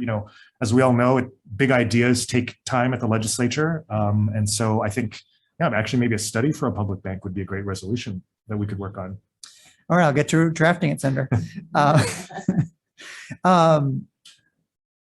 Axel Beers is asking if the panelists could speak to the issue of source of income discrimination. They were also concerned about student loan income and recipients of HUD and state rental assistance. Representative, you want to take that one on? Yeah, so that was essentially the bill that was passed last year was a source of income type of bill, along with you can't advertise, no Section 8. So, I think there was some that said that it didn't go far enough, but I think the important thing is we opened that door to start having that conversation. And so, in theory, you can't discriminate against it. Coming up, what is the implementation date? May 1st. Yeah. So I think there's room for improvement, and we'll continue working on that. But at least we were starting to have that process move forward. All right. There was another question. Let's see. I'm going to go with another question from Makana Hicks, directed to Senator Chang. You've been highlighting a lot and talking a lot about like the Austrian model and others, but their understanding is that most of the affordable housing there is not hyperdense and is significantly lower density than, say, Kaka'ako. But you're describing projects like Aloha Homes, which is very dense, and comparing it to the Austrian model. Do you want to talk a little bit about the density and different types of public housing models from other countries that you are looking to? Yeah, so we talked about kind of the legal structures and the incentives and the regulations of housing. Urban planning is a whole kind of different issue. The reason I didn't get into it is because it is a whole different issue, and it's largely regulated at the county level in the United States. I think there are a couple of reasons why I keep talking about high density. Number one is because in Hawaii, we live in this land scarce mentality. And, land isn't actually that scarce. Singapore is less than half the size of Oahu, and it has 5 times the population. Hong Kong is less than the size of Oahu. It has 8 times the population. So we're not that land scarce. And Hong Kong has a similar percentage of its land undeveloped as Oahu does. So it's not like they just developed the whole territory, which they did not. So if Hawaii wanted to, we could just build. We could just build more subdivisions, more Hawaii Kais, more Milalanis, more just huge subdivisions as far as the eye can see. And Oahu is one. Oahu, you might argue, has some land constraints, but every time I go to Maui, I'm just struck by it. I always forget that Maui is the second biggest island. And Maui is just undeveloped land as far as the eye can see. And every time you go from anywhere to anywhere else on Maui, and there's so much undeveloped land in between. And so there is no housing shortage. There is no land shortage in Hawaii. There is no land shortage in Hawaii. But the voters of Hawaii, everyone in Hawaii believes that we are in a period of severe land shortage in Hawaii. There just isn't enough land. And so I would say, you know what? I'm not going to be able to persuade the voters of Hawaii that we just have millions of acres, that there are agencies like DHHL, just like tons of land out there that could just be turned into housing. The voter is just not going to absorb that, no matter how hard I yell into the wind.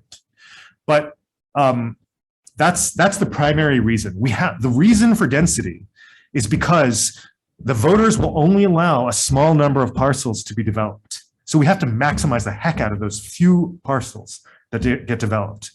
Most parcels, the neighborhoods are going to freak out, and there isn't the stomach at the legislature or the county councils or the executive branch to actually, go through a years-long, process of angry, public meetings. And, I've seen it all. I was on the city council. I've seen it all. It is not a pleasant process, and I don't want to put communities through that process. So that's my first reason. The second reason is that actually high density is really good on an urban planning level.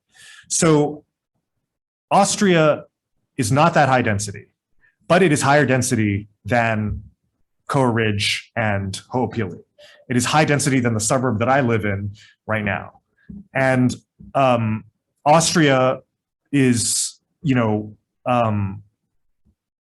Austria is like a much bigger country than Hawaii is a state. Vienna is much denser than Honolulu, and Vienna is routinely called one of the world's most livable. It's been ranked the world's most livable city for like years in a row now. And every time I say things like that, people always say, "Well, we're not Vienna, and we never will be." And I'm like, "Okay, fine, we're not." But there are real benefits that are objectifiable, that are objective, that are quantifiable as to why high density living is better. And for that, my favorite statistic is, does anyone here know the longest life expectancy jurisdiction in the world? It is not Japan. 5 to 10 years ago, Japan was exceeded. Japan, rural, beautiful, mountains, rice fields, villages, all the beautiful, all the things that we think about Japan. That is not the highest life expectancy jurisdiction in the world. It is Hong Kong. One of the world's most polluted cities at a density of 1,000 units per acre that are not designed by architects, that are not surrounded by setbacks and landscaping like Singapore or like Honolulu, where it's just like urban chaos everywhere you look, where, a street that is the width of this room would be considered a very wide street in Hong Kong. Hong Kong has the world's longest life expectancy. Not only does it have why? Okay. Breathing Hong Kong air is like smoking a pack of cigarettes a day. So how is it that Hong Kong is the world's longest life expectancy? It's because people walk everywhere. And not only do they walk everywhere, when you walk everywhere, you build this incredible level of community, right? So they don't just shop once a week at Costco with their big car, right? And their big fridge. They walk and they shop. My mother was like, they don't even shop once a day. They shop for every meal. Their produce has to be fresh for dinner.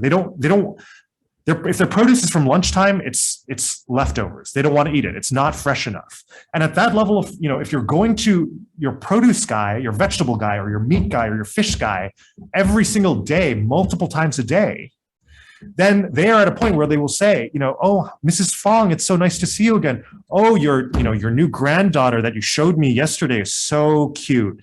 Or, "Oh, Mrs. Fong, how was your trip to Singapore?" Or, "How was your trip to Hawaii? Did you have a good time? Oh, your pictures are incredible. Mrs. Fong," we all know that in America, we have this charity called, Meals on Wheels that is designed to give isolated older people like some human interaction during the day. In Hong Kong, older people are not so isolated, and they have that interaction multiple times a day, every single day, even if their kids live in America or in Australia, as many of them do. And that is why Hong Kong, despite being an urban jungle, concrete, dystopian, Blade Runner-ish, heavily polluted jurisdiction, is considered, has in fact the world's longest life expectancy. And not just that, it is one of the world's for a rich jurisdiction, it has one of the lowest carbon emissions per person. It's very polluted, we can all agree, but actually the per person carbon emissions are lower than New Zealand, where there are 10 sheep for every human being. Okay, that we all think of as this like natural, untouched, pristine, country. New Zealand has higher carbon emissions than Hong Kong does. So actually, that super dense form of housing, and we don't even have to look to Hong Kong. Look at Chinatown or downtown here in Hawaii, and we say, "Oh yeah, suburbs are Hawaii. That is our culture." Chinatown is probably the oldest intact neighborhood in the state of Hawaii. It was developed during the Kingdom of Hawaii, and that is super dense and does not have huge setbacks. Waikiki, which I know all of us local people think of Waikiki as this dystopian, horrible place. But Waikiki has the highest revenue per available room of any major jurisdiction in the country, which is the standard measure of hotel room profitability. Waikiki charges higher prices than Manhattan. It charges higher prices than San Francisco. The Waikiki hotels generate so much revenue that hotel workers are paid a livable wage, which is unheard of in any other jurisdiction in the world. In Waikiki, a 4-star hotel room during peak periods costs over $1,000 a night in that concrete urban jungle. So you guys may think it sucks, but the world's rich, all the rich people from around the world think it's great and are willing to pay $1,000 a night. And not just that, do you guys know how many parking spaces there are per hotel room in Waikiki? So on the island of Oahu, it's about 1 parking stall per bedroom.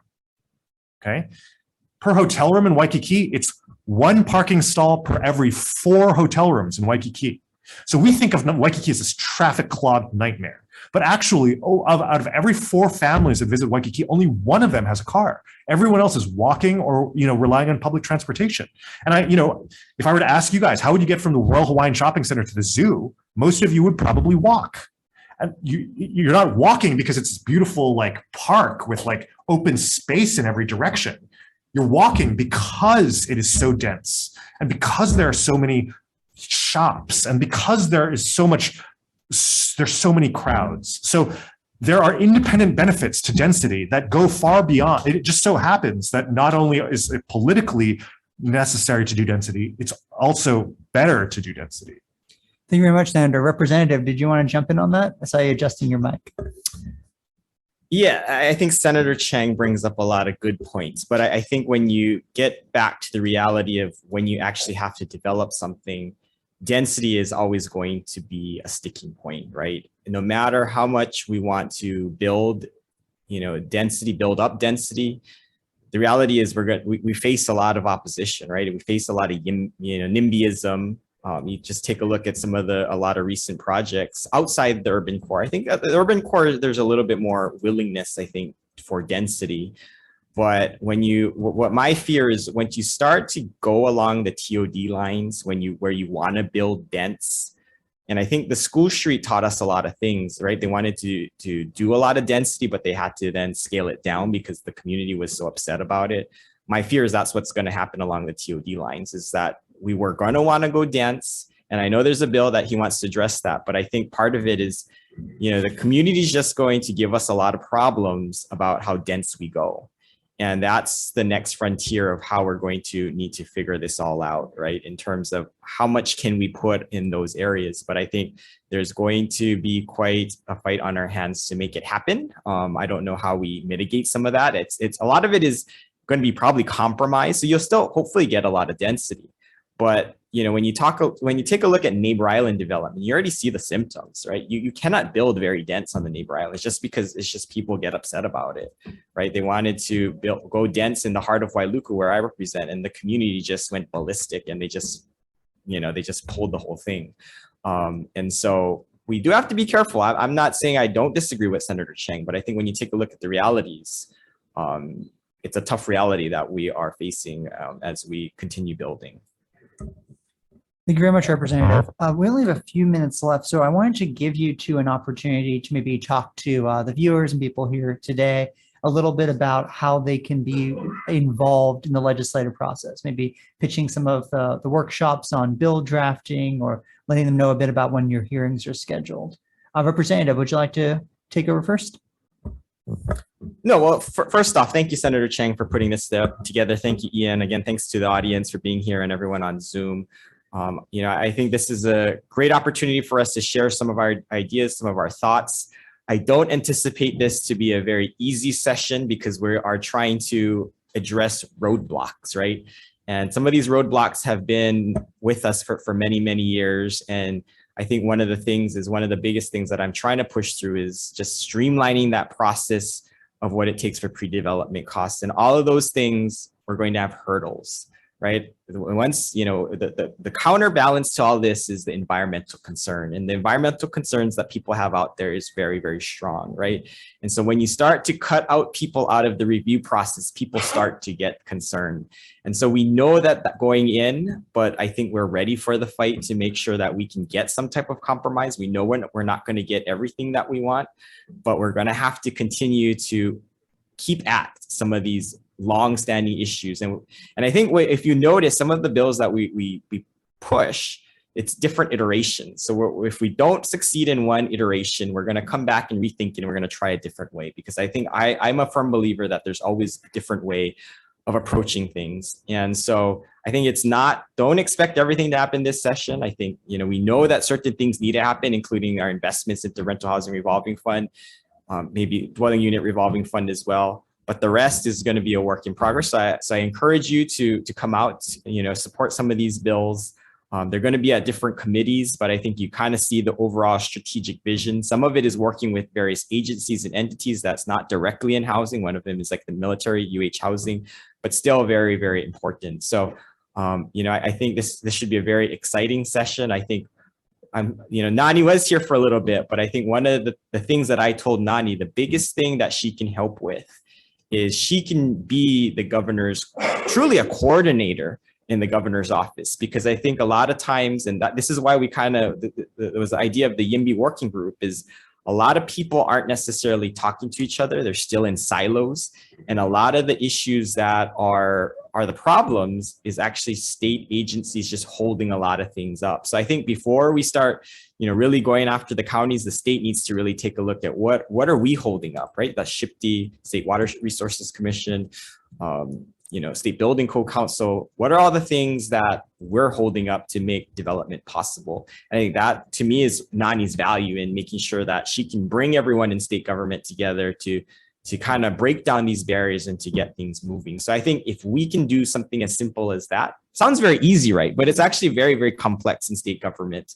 And so I think that's my commitment, is we got to figure that stuff out first. We got to figure all the internal stuff out before we can start thinking big and making things happen quickly at a large scale that, Senator Chang always likes to talk about. So stay tuned, stay a part of the process. And I'm just so happy to see everyone here. So thank you very much. Thank you much, Representative. Senator, did you have any closing statements? Yeah, I totally agree with Representative Hashimoto, and thank you for participating and for being such a great partner across the rotunda on housing issues.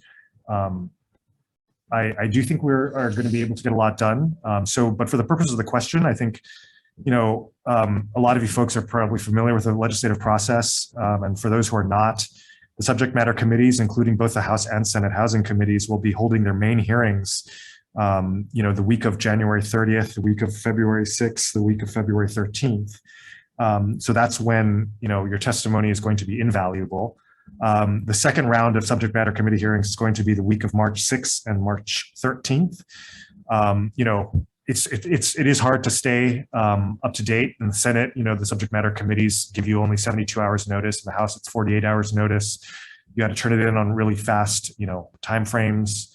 And it's hard to keep. There's thousands of, I don't know how many bills there are. Bills are still being introduced today and tomorrow.